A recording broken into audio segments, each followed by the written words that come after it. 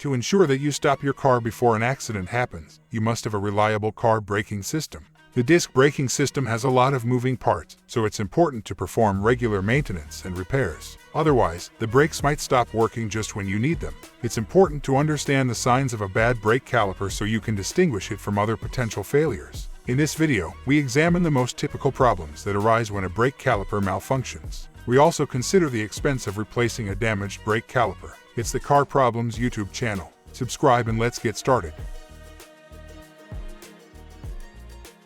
Car pulls to one side when braking. Caliper that seizes won't return to its initial position. As a result, the rotor begins to drag as it continues to push against the brake pad. The vehicle always pulls to the side when the caliper is stuck, especially when braking, due to the uneven force. You might need to steer to the opposite side while braking to combat the pulling. Reduce stopping power. The NHTSA estimates that brake issues account for more than 20% of accidents. Because of this, it's crucial to ensure that your brakes deliver the adequate stopping power for which they were intended. The effectiveness of your brakes may be compromised if any component isn't functioning as it should. You shouldn't ignore this since it increases your risk of having a collision. Dragging. The car may feel like it is dragging to one side while you are driving for the same reason. Even when you are not applying brakes, the stuck caliper forces the brake pads against the rotor. Even though you aren't actually braking, it will produce a similar sensation to what it feels like when you have one foot on the gas and the other on the pedal. Driving in this manner will only result in extra wear on the brake rotors and pads. Uneven brake pad wear. The brake pads will unavoidably deteriorate more quickly as the caliper pins stick. The material begins to prematurely wear when the brake pads are engaged more often than necessary. The brake pads alone are not the only thing to be concerned about. The rotor surface will also deteriorate unnaturally as a result of the pads dragging against it. Soft or spongy brake pedal. A soft or spongy brake pedal is caused by a stuck caliper, but typically because fluid is leaking. It can also happen when the brake pads overheat or when there is air in the brake lines. Due to the extra clearance, there's also a chance that you are experiencing an odd pedal sensation. The entire system feels different because of the clearance that a seized caliper causes between the pad and rotor. Brake fluid leak.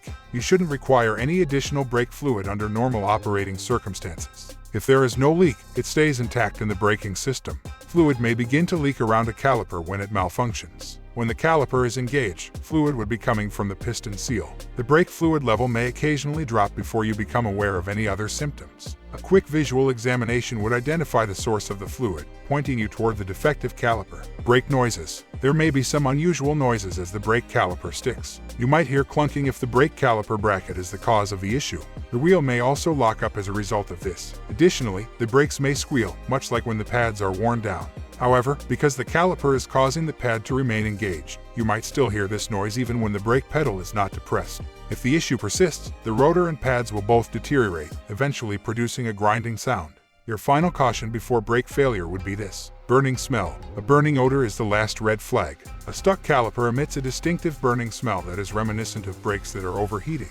It won't have an odor similar to burning electronics or a hot engine. The material becomes too hot when the brake pads are continuously engaged. The brakes won't function properly once they get too hot, which is the biggest issue after noticing this smell. This issue also results in brake failure. How to diagnose. Diagnosing a defective caliper is not as challenging as you might think. There are several ways to figure out what's going on if you have some general experience and don't mind tearing into the brake system. These recommendations, though general, shouldn't ever take the place of the manufacturer's service manual. 1. Check the system for leaks. Your first line of defense should be to look for leaks if the brake pedal feels spongy or soft. While a leak may develop close to a faulty caliper, you should first confirm that there isn't another leak in the system that needs to be fixed. You might notice fluid dripping from the piston when the caliper is to blame. Brown or tan brake fluid that is leaking is common. 2. Inspect the brake pads. Uneven brake pad wear is caused by a stuck caliper. As a result, by simply looking at the pads, you might be able to identify the issue. One may have a stuck caliper if they are wearing unusually. Additionally, make sure the sliders aren't binding by inspecting them. Continue to the next step if your car has fixed calipers, no sliders, or if the sliders appear to be in good condition. 3. Check piston operation. The caliper problem may result from a stuck piston. The piston drags, pulls to one side, and causes uneven pad wear when it is stuck in the engaged position. The pistons can be checked in the following ways. On jack stands, support the vehicle. Hand turn the wheel assembly. The caliper may be pressing against the brake pads and becoming stuck if you are having trouble turning the wheel. Replacement cost. An average brake caliper replacement costs between $500 and $800. This estimate heavily depends on the kind of car you drive and the cost of labor in your area. If you can change the caliper yourself, the parts may cost as little as $200 to $550. Rebuilding the caliper is another choice. Even though it lowers your repair costs, doing this takes some time. You must replace the seals, pin sleeves, pistons, and guide pins when rebuilding the caliper. Hope the information was useful for you. If so, please press the like button and subscribe to the channel.